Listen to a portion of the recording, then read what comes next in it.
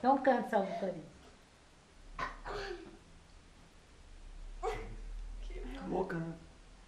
O que? Salve Corinthians, vai.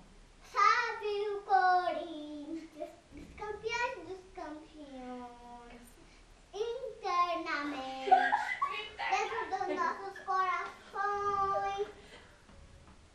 Eu sou uma... Eu vou contar uma bem interessante aqui no palco aqui. Como você me revelou? Esse palquinho bem pequenininho, eu vou colocar aqui no palco pra vocês verem.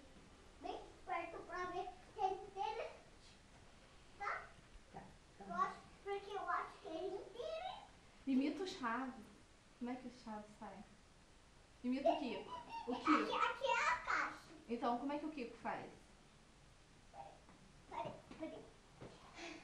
Aí, isso. Agora imita o Kiko.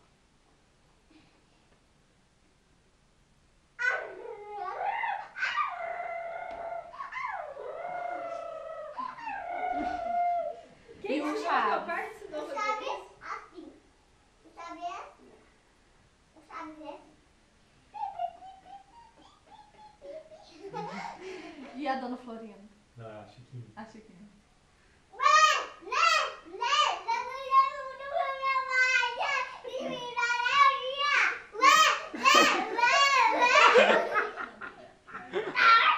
Não, o seu Madruga. Mas é o professor de Girafales, só fala. É, faz o seu professor Girafales.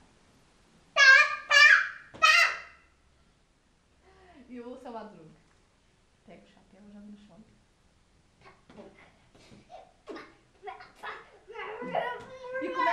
E como é que o Kiko faz antes de fazer as coisas?